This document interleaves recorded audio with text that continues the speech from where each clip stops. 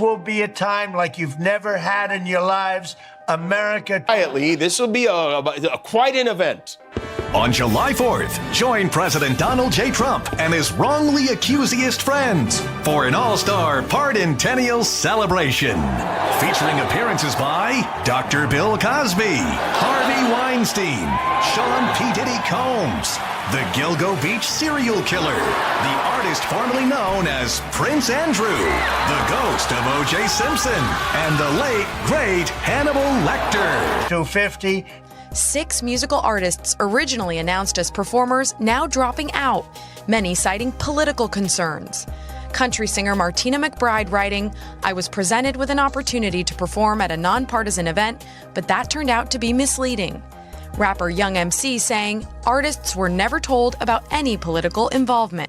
And Poison frontman Bret Michaels writing, "It's evolved into something much more divisive than I agreed to be part of." Lead singer Freedom Williams is mad about the fact that people are mad at him about this. You keep pushing me, I'll do the motherfucking show in North Korea, pissing on a American flag, smoking a Cuban cigar, drinking Venezuelan wine, playing golf with motherfucking Kim Il-jung with an Iranian bitch on my lap. While Trump's standing there with his in his hand. That's how much of a I give what you think. I'm sitting on the toilet taking this.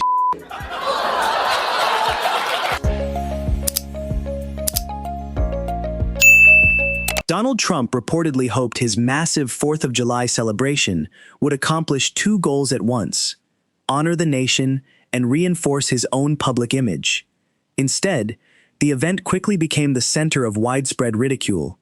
According to Jimmy Kimmel's breakdown, the situation only grew more awkward as reports surfaced that several performers had pulled out, while plans for an unusual mass pardon ceremony added another layer of controversy. What was intended to be a patriotic spectacle soon began looking like one of the most uncomfortable episodes associated with the White House in recent memory. To understand how everything unraveled, it helps to start with Trump's declining poll numbers, which many observers believe motivated the push for a grand Independence Day celebration capable of shifting public attention.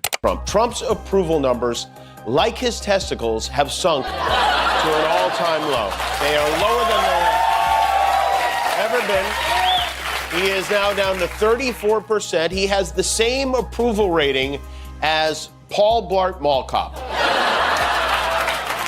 The Blart of the deal. Not only is Trump at his lowest point, he's also 2 points behind JD Vance.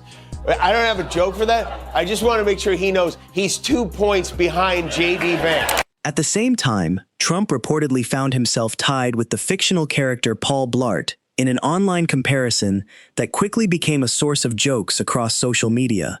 In some discussions, he was even trailing his own vice president in public perception. Rather than ignoring the criticism, he appeared to embrace another headline-grabbing proposal by supporting the idea that his portrait should appear on American currency. What could have been treated as a serious discussion instead became another highly publicized controversy, adding fuel to an already turbulent news cycle. In honor of our country's 250th anniversary coming in July, the Treasury Department is looking to print a special Trump $250 bill. It would look like this. Here he is, the least popular bill since Cosby. And really, what better way to pay for a single tank of gas than with a bill featuring the head of the man who made it cost that much? Now, current federal law says that you cannot do this. It says only deceased people can appear on U.S. currency, but fear not, according to Treasury Secretary Scott Bessent, there's legislation in the works looking to change that so that a living person, Donald J. Trump, could be on the $250 bill. Every day it's a new project with him as the focus. He wakes up in the morning, he goes downstairs, he's like, okay, hear me out. What if we use a laser to burn a picture of me on the moon, huh? Supporters reportedly began promoting proposals that would change long-standing federal traditions by placing the image of a living president on U.S. currency, a move that immediately drew criticism from opponents. Still, the centerpiece of the broader public relations effort was always intended to be the enormous 4th of July concert. Unfortunately for organizers, warning signs appeared well before opening night, as the event seemed to lose momentum almost as quickly as it had been announced. They're also lining up entertainment for what they're calling the Great American State Fair. This is a big concert in Washington on July 4th to celebrate our 250 years, and what a lineup they have. This is like Coachella for bands that hired their cousin as their tour manager. What had originally been promoted as a star-filled patriotic concert gradually became known for an entirely different reason. Instead of adding high-profile entertainers to the lineup, organizers reportedly watched artists continue withdrawing from the event, one after another. Rather than generating excitement, the celebration became defined by the growing number of performers choosing not to participate. The situation reportedly became even more chaotic when replacement acts also began backing away. According to Kimmel's account, the most awkward twist involved a connection to the well-known 1990s pop duo Milli Vanilli, adding yet another layer of embarrassment to an event that many critics already viewed as increasingly difficult to take seriously. The listed performers include pop duo Milli Vanilli, one of whom is dead, pop duo CNC Music Factory, another of whom is dead, Morris Day and the Time, minus lead singer Morris Day, and minus the Time, they refused to be part of the event, Young MC, minus Young MC, who also refused to be part of the event, and the Commodores, minus the original singers from the Commodores, and minus the new singers from the Commodores, who backed out today. At one stage, it reportedly appeared that organizers struggled to secure even a version of a group already famous for controversy surrounding its own identity, making the situation seem even more surreal. As the performer list continued shrinking, one of the remaining participants was said to have reacted with an emotional public outburst. But Kimmel argued that the concert itself might not be the biggest story. According to his commentary, something even more controversial was allegedly developing behind the scenes. Bret Michaels, Flo Rida, Vanilla Ice, and the guy from the Cracker Barrel logo, Tootin' on the Jug, are in. So far. We'll check back on that tomorrow to see if they're still in.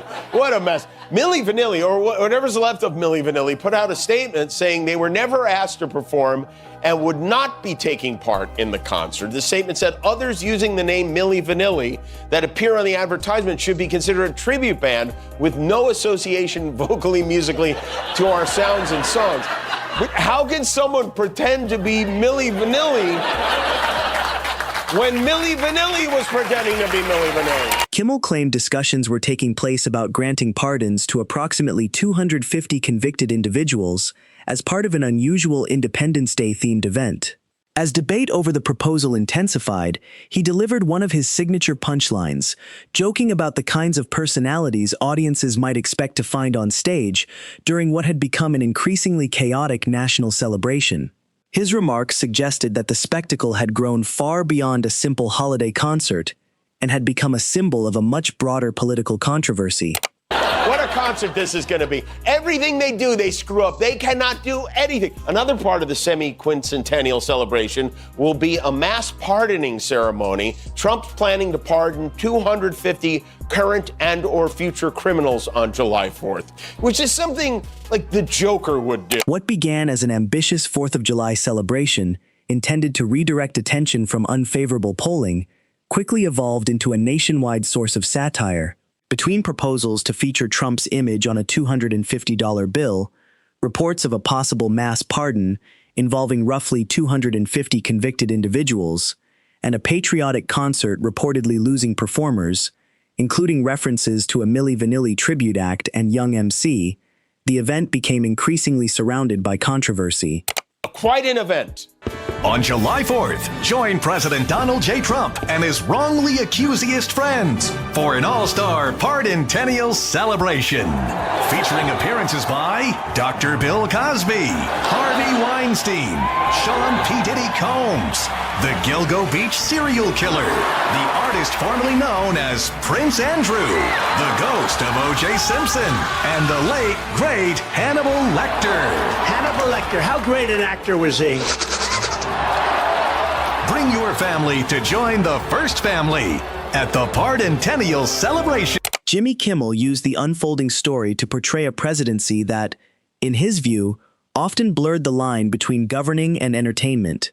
He argued that political events were beginning to resemble reality television productions, while some of the remaining participants appeared to be delivering increasingly unusual public performances. His larger point was that when politics starts looking more like show business than public service, late-night comedy becomes one of the few remaining places where those narratives can be openly questioned and challenged.